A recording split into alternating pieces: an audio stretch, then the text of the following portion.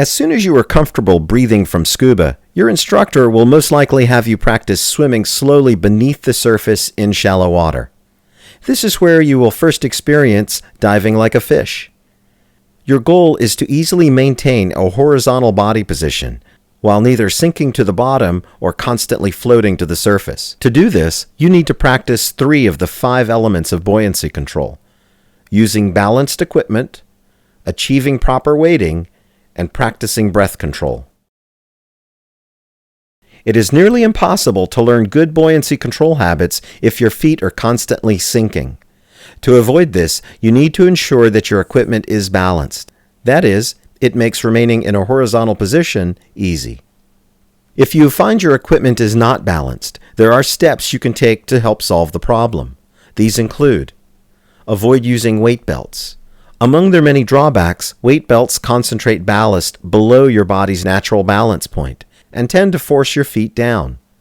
Weight-integrated BCs generally provide much better weight distribution. Wear full-length exposure protection. Surrounding your legs in neoprene foam provides lift and helps keep your feet off the bottom. Redistribute your weight. Try moving some of your weight from your BC's weight pockets to trim pockets near the top of the tank. How much weight do I need? That's a question only you can answer, and you can only answer it through experimentation. Your goal is to always wear the least weight possible, and while you don't want to have to struggle to get down, you don't want to consistently be sinking to the bottom either. Initially, your goal is to wait for neutral buoyancy in shallow water. Try varying amounts of weight until you can reach this goal. If uncertain, it's safer to be too light than too heavy. You need to start making note of how much weight you need with wetsuits of varying thickness, tanks of different sizes, and whether you are in freshwater or saltwater. Bear in mind, it's common to need less weight as you gain experience and become more relaxed underwater. When you first put on the right amount of weight, you may feel as though you still have too little. To confirm that the weight you are wearing is correct, do this. Make a long, slow, continuous exhale. With the right amount of weight, you should start sinking towards the bottom. Now inhale, but only halfway. You should remain midway between the surface and the bottom. Continue to breathe, but keep your lung volume relaxed and low.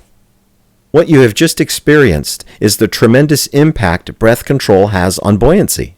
You can make changes in buoyancy of up to 2 kilograms or 5 pounds by just varying how deeply you breathe. What happens when you first try to go under is that, if you experience any difficulty, your body reacts instinctively and causes you to breathe more deeply. Unfortunately, this makes the problem worse, not better. To fully achieve breath control, you have to overcome instinct.